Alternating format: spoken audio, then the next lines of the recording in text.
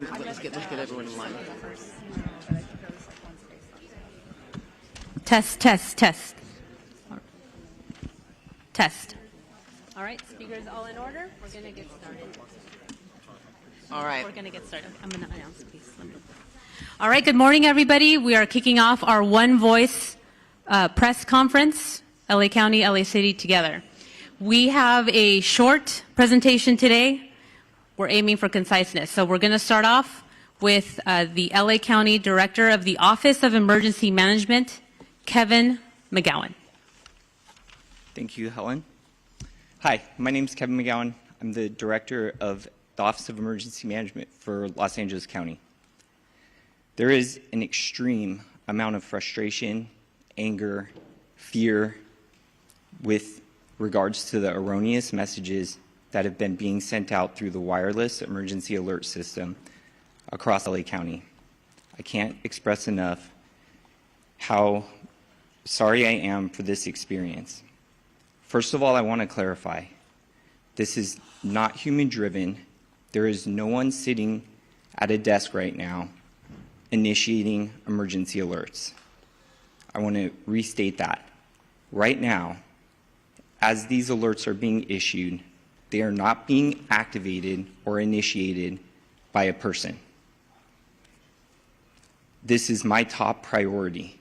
I am working all hands on deck with the Federal Emergency Management Agency's Integrated Public Alert and Warning Team.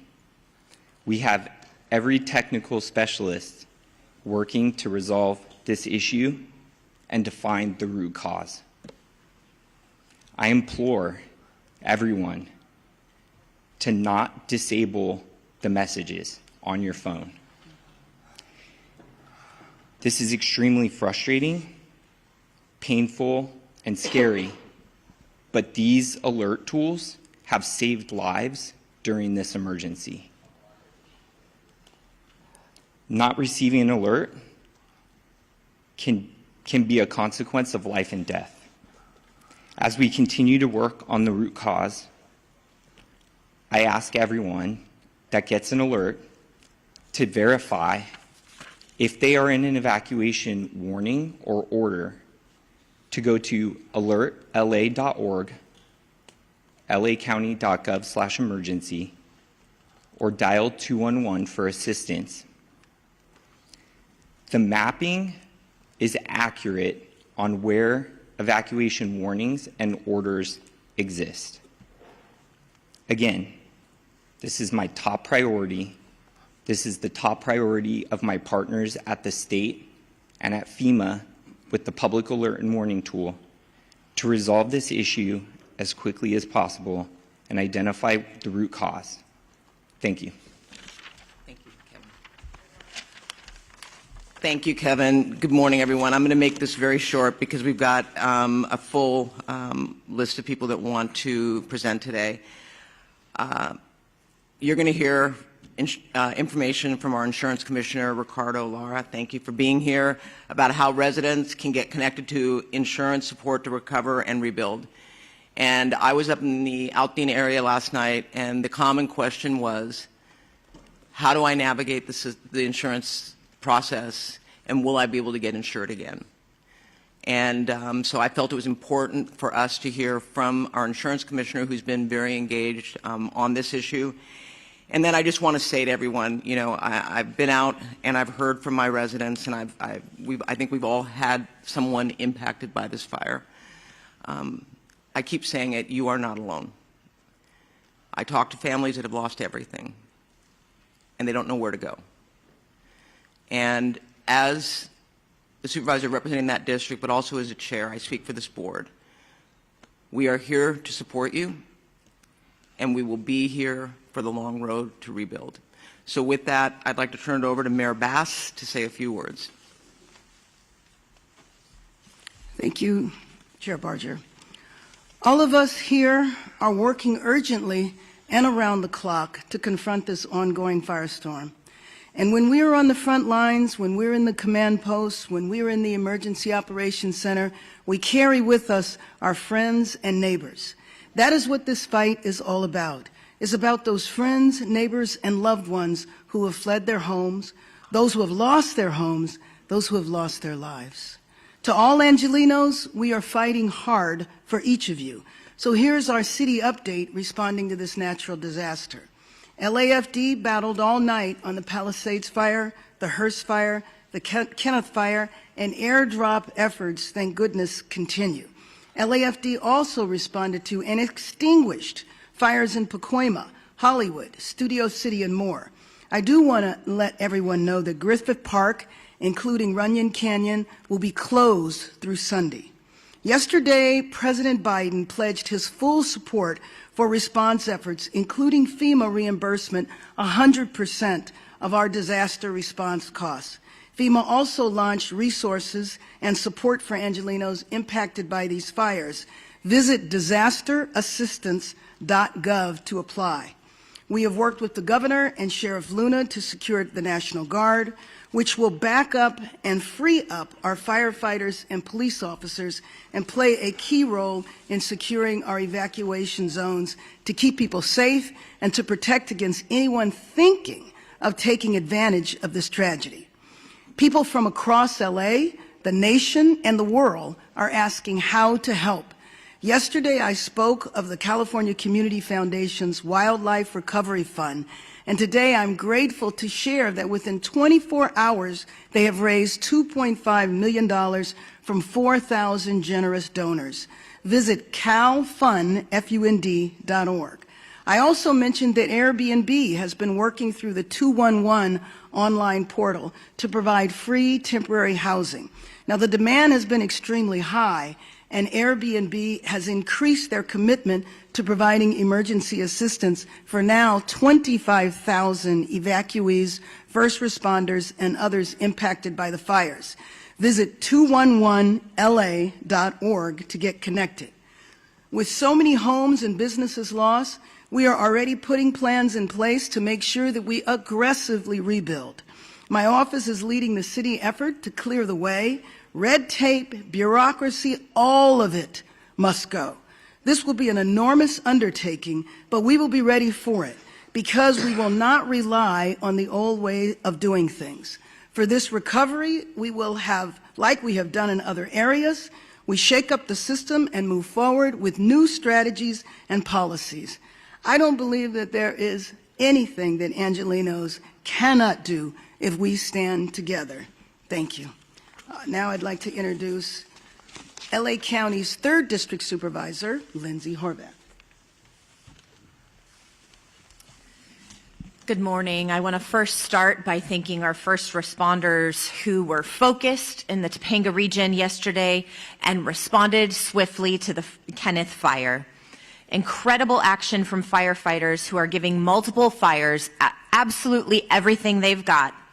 Initial reports led our department to serious concerns, but we have the absolute best, most experienced teams leading our efforts, and even with the most challenging circumstances and terrain, they have been able to deliver. Next, I want to express my deep frustration with the alert system that is causing confusion and additional panic for our communities at this time of extreme crisis. Whatever the cause, it is unacceptable, and it is being addressed now by the county's Office of Emergency Management, as Director McGowan described. We'll be investigating what happened, how, and why at every level in our exhaustive after-action process to ensure it is corrected. There is a reason why we have redundancies in our communication system. Crises require them. Please sign up for alertla.org, visit emergency.lacounty.gov, and tune into local radio and TV. Our LA media partners have done an incredible job getting the word out, and it's why we hold these press briefings. In terms of overnight updates in the communities I represent, we had a small brush fire of under 5 acres in Pacoima that the fire department knocked out quickly, and we thank them for their bravery and their swift action. The fires continue to have air quality impacts throughout the Los Angeles County region. A smoke advisory has been extended through Friday. To limit exposure, please remain indoors as much as possible, avoid outdoor physical activity, and run your air conditioner or air purifier if you have one. The Department of Public Health's Chief Deputy, Dr. Anish Mahajan, is here and can help answer questions about air quality. The strength and resolve of Los Angeles County residents, as well as our extraordinary first responders from every level of government, as well as our private citizens from across the country and right here in our own county, will be the way we get through this unimaginable tragedy. Thank you. I'd now like to welcome up LA County Fire Chief Anthony Maroney. Thank you, Supervisor.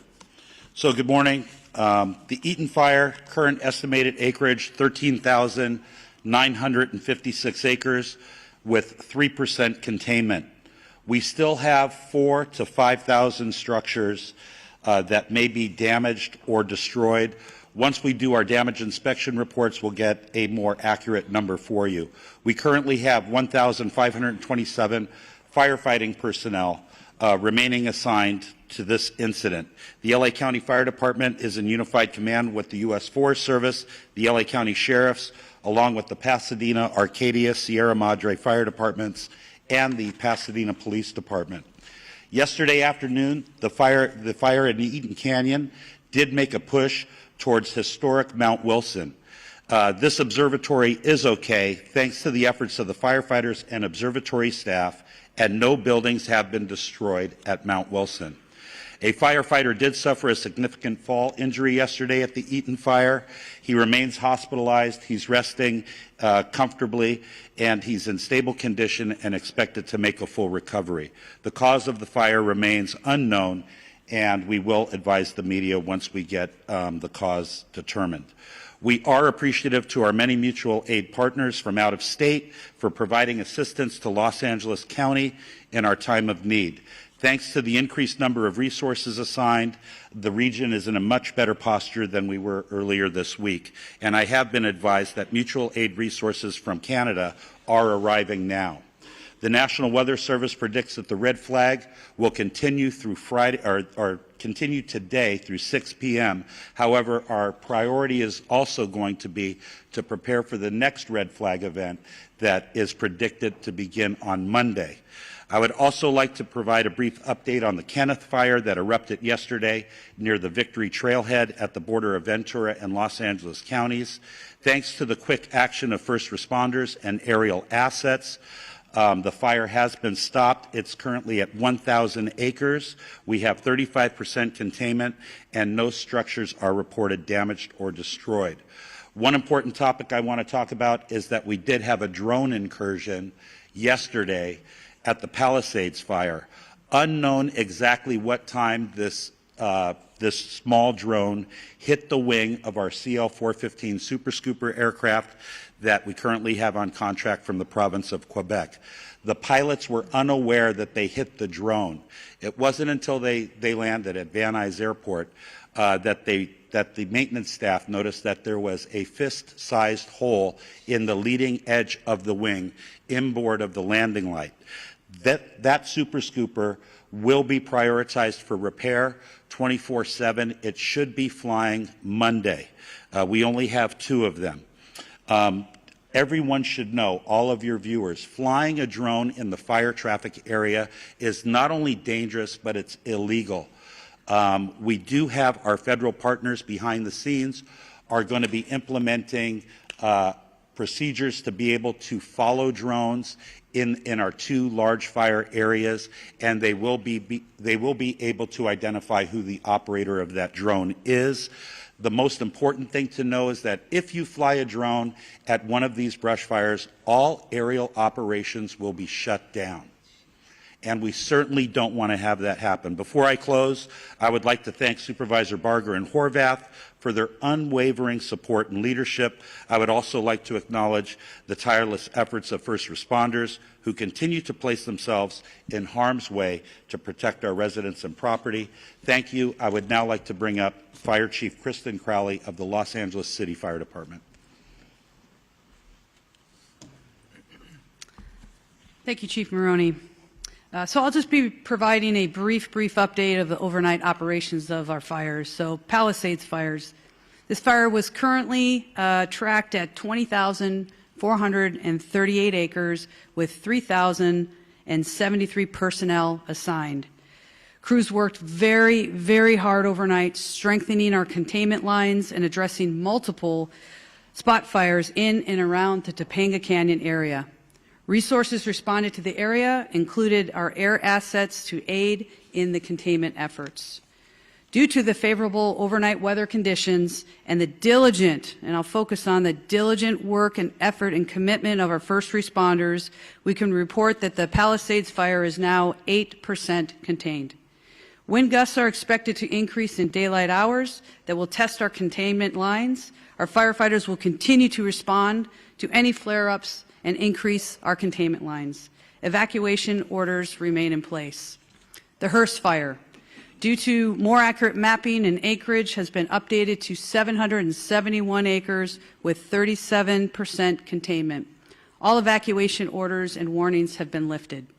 The Kenneth fire, forward progress has been stopped with 35% containment at 1,000 acres. All evacuation orders and warnings within Los Angeles City have been lifted. I personally want to make sure that we thank and show our deepest gratitude to all of our Los Angeles City firefighters and all of our partners as we've been battling these fires for now. We're going into day 4. Thank you to LAPD for assisting us in keeping our communities safe. And lastly, thank you to all of the agencies who have come to aid during this time of help, and it absolutely does not go unnoticed. Thank you. Yeah, now, Sheriff Robert Luna. Thank you, Sheriff. Good morning to everybody. This morning we have well over 500 LA County deputies that are assisting continuous with evacuations, traffic control, security patrols, and other humanitarian efforts. They're out there. I hear people calling me. They see a lot of black and white police cars rolling with lights and siren. They're out there working. That's what they're doing. They've been actively patrolling evacuated areas and are increasing their presence to deter any burglary or looting activity that may occur. Just to summarize on evacuations for all the fires that we're dealing with, evacuations orders stand at approximately 153,000 residents that are under evacuation orders and approximately 57,830 structures at risk, and then evacuation warnings, approximately 166,800 residents under both warnings, or I'm sorry, those are just specifically for warnings. What I want to go to next, and we started talking about this last night, is a curfew. A curfew order has been established for the Palisades and Eaton fire areas in all mandatory evacuation zones. That will be in effect. It was in effect last night, and it's going to be in effect tonight at 6 p.m. So it ended at 6 a.m. this morning, will take effect again until 6 p.m. I'm emphasizing that to our media partners because part of this is communicating to the public. You cannot be in these affected areas. If you are subject to arrest. That is important. We're not doing this to inconvenience anybody. We're doing it to protect the structures, the houses that people have left because we ordered them to leave, and I want them to feel confident that we are doing everything we can to secure that. This curfew will be strictly enforced and is being taken to enhance public safety, protect property, and prevent any burglaries or looting in the area that the residents have evacuated. The only people that will be allowed in these areas are disaster workers, okay? I just want to make that clear because we have other people trying to get in there. And by the way, media partners who have legitimate media credentials, yes, you may enter those areas unless it's very, very unsafe and somebody tells you not to for that reason. Again, just specifically, anyone found in violation of this curfew will be subject to arrest for a misdemeanor offense under LA County Code Section 2.68320, and conviction may result in a fine up to $1,000 or jail time. And I'm telling you right now, I know people talk about no bail, and I've given direction that if somebody's caught doing this, they are not going to get cited and released. They're going to get booked. We are not screwing around with this. We don't want anyone taking advantage of our residents that have already been victimized. The National Guard deployment. As many of you are aware, we asked for the National Guard. I'm very thankful to Governor Newsom and the State Office of Emergency Services that fulfilled that request. As of last night, we've had National Guardsmen assisting us. They arrived last night and deployed to the Eaton Fire area, and were assisting with road closures and critical infrastructure protection. As additional Guard personnel arrive, and they will be in the next 12 to 24 hours, the Sheriff's Department will strategically coordinate their deployment with other partners such as the Los Angeles Police Department, Pasadena Police Department, Santa Monica Police Department, Azusa, and Arcadia. Those are the requests we have now. That may grow. We'll adjust as time goes on. I want to make sure that if anybody needs updated information on either evacuation orders or warnings or road closures, they go to lacounty.gov/emergency. And with that, I am going to be introducing Assistant Chief Dominic Choi from the Los Angeles Police Department. All right. Good morning. On behalf of the Los Angeles Police Department, I just want to extend our deepest sympathies to all those affected by our fires, and that includes many of our own LAPD officers who've lost homes and property in this fire, and they continue to serve these communities, and I appreciate all their work. I have a number of important updates for all of you today, and I'm going to start by an arrest that was made late yesterday afternoon. So yesterday afternoon, the Kenneth Fire started at the border of West Hills in the city of Los Angeles and Ventura County. At 4:32 p.m., we received a 911 call that a suspect was attempting to light a fire in the community of Woodland Hills and was being detained by residents. Officers from LAPD's Topanga area responded and took that suspect into custody. And once we learned that this suspect was a possible arson suspect, our Major Crimes Division responded to Topanga Division along with Ventura County sheriffs, who was a lead in the Kenneth Fire investigation. But they responded, they interviewed this suspect. After the interview and additional investigative steps, looking at some additional evidence that was present, they made the determination that there was not enough probable cause to arrest this person on arson or suspicion of arson, and therefore this person was arrested on a felony probation violation. This investigation is ongoing, however, and I'd like to thank those community members that were involved in this and helping us bring this person to our attention, and so we can have an ongoing investigation. The second point I want to talk about is for any of those people looking for loved ones or missing people related specifically to the Palisades fire. Now, the county is also doing this for the Eaton fire, but for the city of Los Angeles, we've stood up a family assistance center. This center is located at Chevy Hills Recreation Center, and it's at 2551 Motor Avenue. It's going to be open today from 10 a.m. to 6 p.m. and tomorrow from 9 a.m. to 5 p.m. We will have 10 officers there ready to receive anyone who needs to report a missing person related to the Palisades fire. We will also have the American Red Cross, the Mayor's Crisis Response Team, the LA County Medical Examiner's Office, and the LA County Department of Mental Health. They will be there to help support, answer questions, and provide information as necessary. Again, I just want to emphasize this is for missing people related to Palisades fire. This is not for any other issues related to the fire. LAPD and our law enforcement partners are actively maintaining law and order in the areas impacted by the fires. We're patrolling these areas to deter criminal activity and to continue to ensure public safety. Today, we're deploying 210 officers in these impacted areas. This deployment includes our partners from LA Port PD and LAWA PD, and I'm thankful for their support.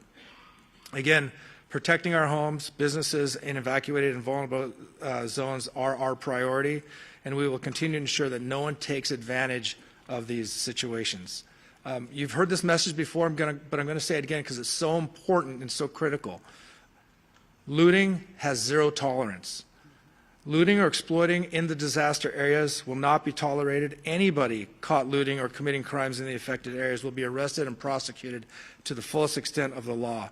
We'll remain vigilant and patrol these areas and ensure that we can mitigate any activity like this.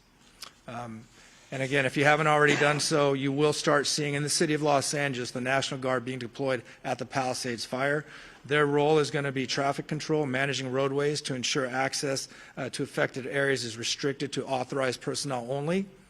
They're going to be manning critical infrastructure security, as well as doing checkpoints and verifying credentials for those for ingress and egress. And lastly, these measures, controlling access, they are necessary. I just want the communities to know they are necessary for public safety and for proper community recovery. They are inconvenience, but it's something that we have to do. Residents are encouraged to call 911 if they see any suspicious activity. Law enforcement, National Guard, and other first responders are here to support this community and ensure their safety in a difficult time. Our commitment remains steadfast to restoring safety and normalcy as quickly as possible.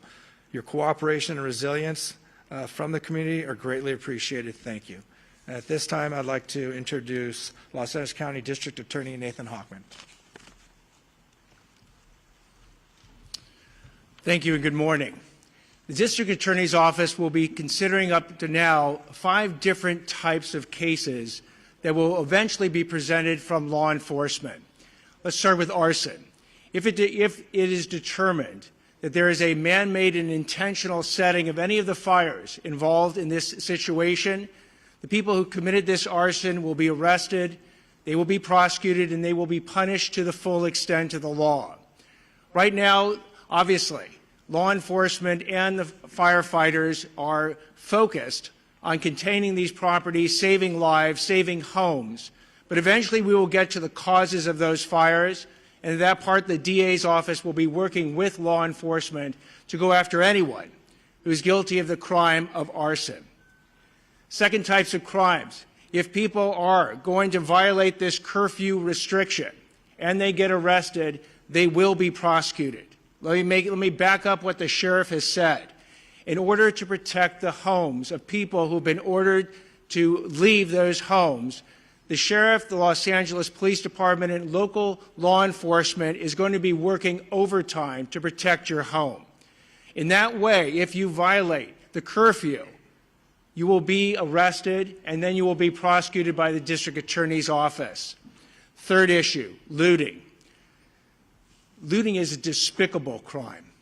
For the people who've already been arrested, please know that this is not going to end well.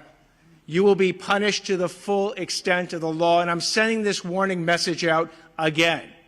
If you want to take and go ahead and take advantage of people who have tragically suffered enormous losses in this county, the district attorney's office, working with law enforcement, will make sure you are arrested, you are prosecuted, and you are maximally punished. Drones. If you're thinking that it's fun to send a drone up in the area for your own amusement, or you want to get information that nobody else can get, and you do it in one of these areas that for which drones are not permitted, I'll repeat one more time. You will be arrested, you will be prosecuted, and you will be punished to the full extent of the law. And the last type of crime that we'll be looking at are scams, and we're already seeing them. We're seeing people being targeted in GoFundMe scams by people who are trying to entice people to give money to people who have suffered when the people who are arranging this GoFundMe page are nothing but scammers. You must be aware of who you are being approached by and who you actually can go ahead and give your money to if you want to help them. We're going to see that eventually with insurance scams. We'll see it with government benefit scams. And yes, they are going to target the people who have been tragically affected, and you cannot allow them to do it. I would suggest that if you want internet resources and who to give money to, go to recovery.lacounty.gov. It has a whole list of organizations that you can, if you want to, contribute to, and it does it in both English and Spanish. Also, you can go to the LAFD.gov's website as well. But my message to the public is beware. These scammers look at this as an opportunity. Do not let them take advantage of you. And one more message to the scammers: you will be arrested, you will be prosecuted, and you will be punished to the maximum extent possible. I'd like now to introduce California Insurance Commissioner Ricardo Lara. Thank you. Before I begin, I want to publicly thank the insurance commissioners from across the nation and the international insurance supervisors who have offered assistance and support during this difficult time. My heart goes out to my fellow Angelinos and to the firefighters currently battling these blazes. Let me be clear, my top priority is to protect all affected people during this crisis and assist in their insurance recovery. My primary concern at this very moment is to ensure that wildfire survivors receive the insurance benefits to which they are entitled to as soon as possible. I understand that this may be new and the extent of the calamity here in Southern California, and compounded by the insurance and financial stresses that these wildfires have caused. However, at the Department of Insurance, we have been confronting wildfires and other natural disasters throughout our entire state for a very long time, making us, unfortunately, response experts. Now is the time for you to focus on your family and on your health. The last thing you should be worrying about is your insurance. Here's what I've done to protect our wildfire victims to date. I am using my moratorium power to stop all non-renewals and cancellations. Last night, I issued a bulletin to protect homeowners affected by the Palisades and Eaton fires from non-renewals and cancellations by your insurance companies for 1 year, under a moratorium law that I wrote while I was serving in the state Senate. This covers you even if your home wasn't destroyed or damaged in the wildfire. You can visit insurance.ca.gov to look up your zip code if you are near these wildfires and obtain that protection. I'm also calling on insurance companies to suspend any pending non-renewals and cancellations that homeowners received before these fires started. This means that if you've received a non-renewal from your homeowner's insurance between October 9th and January 7th, essentially 90 days, your insurance company should do the right thing and retain you as a valued policyholder. I call upon all property insurance companies to pause these non-renewals and cancellations and provide essential stability for our communities, allowing consumers to focus on what's important at the moment, their safety and recovery. In my notice, I also urged insurers to extend the payment grace period beyond the existing 60 days for policyholders in areas directly affected by the wildfires, enabling Angelinos to pay their home insurance premiums amidst the challenges that they are currently facing. And if your policy was not renewed, or if you don't have coverage, please call us at 1-800-927-4357. We can help you find additional solutions. I have also directed my department's enforcement team to protect Angelinos from fraudsters targeting wildfire survivors and to assist with the ongoing evacuation efforts. My department has moved quickly to host an insurance support workshop on January 18th and 19th at Santa Monica College, followed by another event the following weekend at Pasadena City College. We will have experts from our staff and representatives from insurance companies available so homeowners can obtain answers and take the action they need in one convenient location. Again, call us at 1-800-927-4357 to schedule a one-on-one appointment with our experts. Related to health, I've issued an additional notice to all California health insurers directing them to submit emergency plans to my department. These plans must detail how they're going to ensure that consumers can continue to access essential medical care and obtain their medications in the wake of these disasters. I've been in constant communication with our county leaders, governor, the legislative leaders, and our congressional delegation to identify best ways to expedite our recovery, reduce wildfire risk, and build a more climate resilient state and communities. Making homes and communities safer from wildfires needs to be a top priority for our state. Looking forward, I'm going to ask the governor and the state legislature to support my proposal to provide consumers with home hardening grants. We need to put money in people's hands. This measure is critical to protecting homes and improving long-term resilience against wildfire risk. We are also going to be introducing legislation to include businesses in our moratorium law. Businesses are an important consumer of insurance and the financial backbone of many communities, and they also need this vital protection. Newly enacted insurance reforms are now in effect to make insurance rates more stable and predictable. My sustainable insurance strategy mandates that insurance companies expand and maintain coverage in high wildfire areas if they are going to use forward-looking catastrophic models and incorporate the reinsurance cost in the rate making, which my department just finalized in December. Why is this important for our residents? It ensures that Californians in wildfire-prone areas retain access to insurance and brings competition back into the market and ultimately lowering the cost. Without these measures, insurance companies may continue non-renewals, leaving communities at greater risk of underinsurance and total loss of coverage. Even with these devastating wildfires, I want to be clear, I am confident that these reforms will keep us on track to modernizing our insurance market, encourage insurers to return and expand in California, and protect the solvency of our market. We remain the largest insurance market in the nation, fourth in the world. Our goal is to ensure they remain financially solvent and can honor the claim that will stabilize our insurance market in the long run. Now, let me just quickly address issues surrounding the insurer of last resort, which we call the FAIR Plan. It has become clear that reforms are necessary as the coverage maximums have not changed in 30 years. I recognize that for some Californians, the coverage limits, even the ones that we've already implemented, are still very low. Under my strategy, we have also ensured the creation of a stronger, more sustainable FAIR Plan with the long-term financial strategy to withstand the challenging fires we are experiencing today. Let me be clear, once the fires are brought under control, we will get data directly from the insurance industry and the FAIR Plan about claims filed, as we have on all the other fires that may or may not happen. We are focused on maintaining the FAIR Plan's financial health while getting people back to the regular market where they belong. In closing, our actions are focused on ensuring that the insurance companies meet their commitments to the consumers, that Californians are protected, not just in this crisis, but beyond. We are here to help. Please call us. We speak multiple languages in whatever language you feel comfortable. Insurance can be complicated.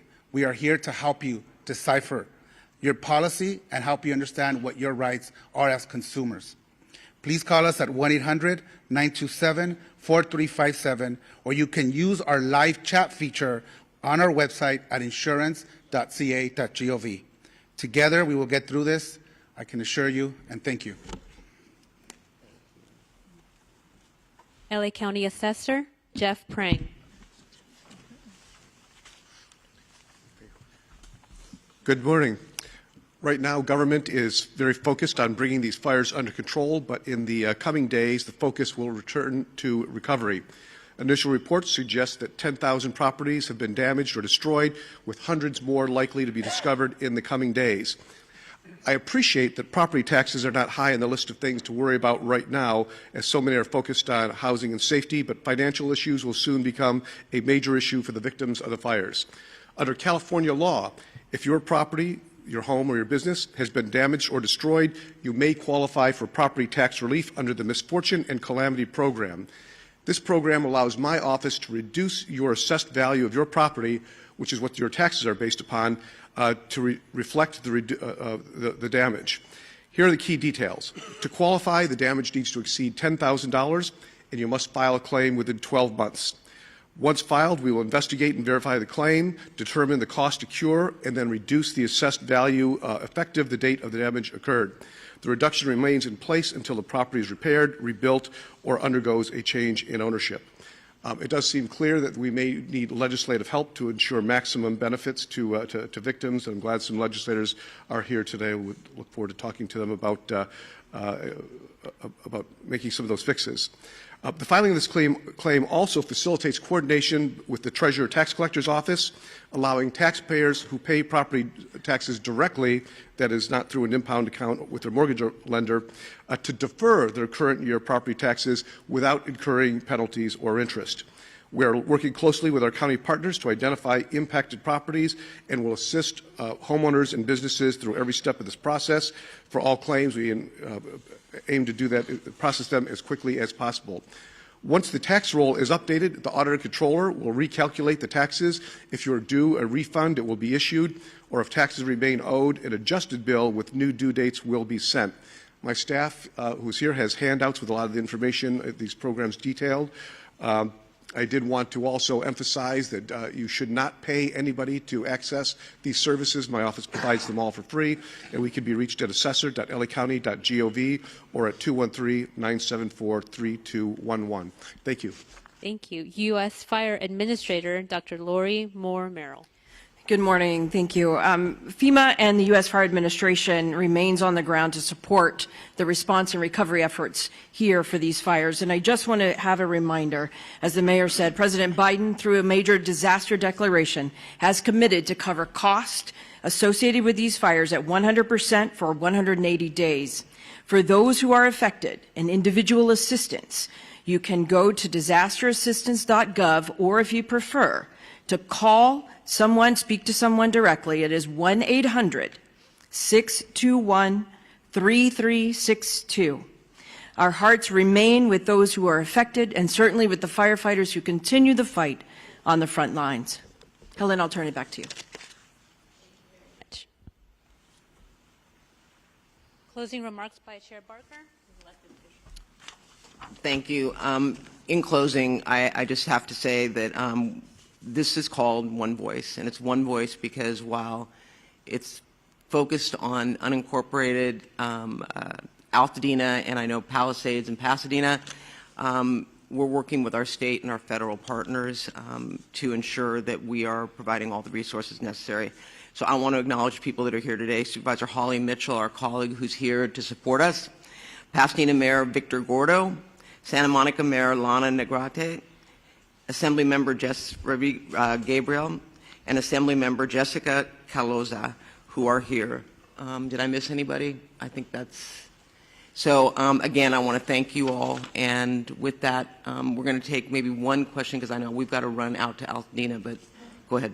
Okay, why don't we go, can we just, Supervisor, I'm so sorry, we'll just get a couple over here. Just 2 or 3. We'll do, by the way, we will do one-on-one interviews afterwards, okay? I will help you get the information you need. Go ahead. Thank you.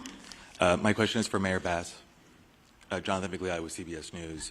Yesterday, you asked for the public's patience as you assess the response.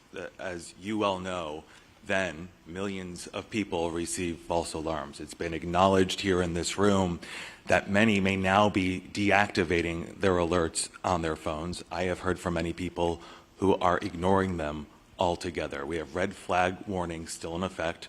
They will resume again next week. There is no rain in the forecast. What are you doing at this point to earn back people's trust and to make sure these mistakes don't happen again?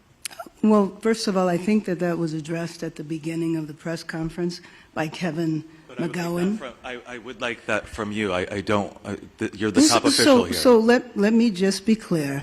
I am going to spend every moment that I can making sure that I am in as many areas as possible, meeting and talking to residents to see what is needed in the recovery. But I also mentioned that we're moving into recovery mode at the same time, meaning that we want to see the city rebuilt. We want to see Los Angeles come together. Let me finish. We want to see Los Angeles come together. You are deflecting from the question. You have millions of people here who get these alerts. They are ignoring them. You still have red flag warnings in effect. There is a real threat here. What is your message to your constituents who are losing faith? You started this entire... I want the residents of Los Angeles region to have faith in what we are doing 24 hours a day, I can say on behalf of our first responders, from the fire department, the police department, we are doing everything we can to bring the situation under control, and success has been reported. We know that we're going to have a possible increase in the force of the winds at the beginning of next week, and getting Los Angeles prepared, doing everything we can to save lives. That is our number one job, to protect people's homes, to protect people's businesses, and to prepare to rebuild Los Angeles in a much better way. We're going to stand united, we're going to stand together, and we are not going to allow politics to interfere, and we're not going to allow people to divide us for political gain. Thank you. Thank you, Mayor Bass. One over here. Bob DeCastro from Good Day LA, Fox 11. Just to follow up on that, because even after yesterday that errant message was sent out to Los Angeles County, some 10 million people, overnight people were still receiving many messages, and we were even fielding calls from our own newsroom from people as far as San Bernardino that were receiving calls. You have no idea why people are getting these alerts and being startled in the middle of the night when they're already on edge in the Inland Empire. Why has that happened? You have no idea. And you also ask that people verify and get onto a website. Not everybody has the ability to jump on a website when they're panicked to try and figure out whether or not this is an actual alert. Thank you, and I appreciate the thoughts you're sharing and the question. I would take a second to explain how the alert system works. There's an interface, and you activate that interface with what type of an alert you're going to send, an evacuation order, an evacuation warning, and you identify a geographical area. After you initiate that message package is sent into what is the Integrated Public and Alert Warning System aggregator. That then transitions, I'll call it for lack of better terms, into a cloud that connects with all of our cell service providers. The root cause analysis is trying to establish where along that sequence there is an error going on. And in addition to that, it is important to understand that the cellular phone towers have different reach in how they're activating the message to the cell phone.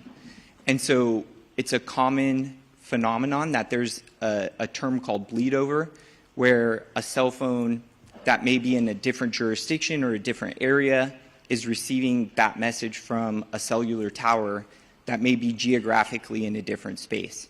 So right now our number one priority is to establish how we can work with in coordination with our federal and state partners, how we can stop the messages that are going out right now that are not being initiated by a human action, to stop that, and then understand how that occurred so that the tool can still be used for what was identified as like a critical fire weather that we're still in experiencing and will continue to experience. So can I just follow up on that? The bottom line is we are going to drill down, because I too got the alert. I got 2 alerts, and then I got an alert telling me to disregard the alerts. And, you know, as someone who has communities that are on edge, that are lined up, and I'm sure Mayor Gordo has the same situation going on as well, they're on pins and needles thinking that they're next. So we're drilling down right now, and the way it's described to me is there are towers that are now powering up, and it's up in this cloud. It's kind of like when you send an email and it goes into draft, and then once you hit internet, it gets sent. Similar, but my question is, why can't we turn it off? And the answers we're getting are not satisfying. I'm not making any excuses. It's unacceptable, and it is frustrating because we are asking people to trust us, to believe us when we say evacuate. So if we're going to tell them to evacuate, we better make darn sure we're targeting the right people. So don't think we're taking this lightly. I'm not. And I know that my residents aren't. So I hear you loud and clear. The frustration you're hearing from me is based on the frustration I'm hearing as well from my constituents who are asking, when we get it, is it going to be legitimate? Should we listen or should we ignore? Or disable altogether?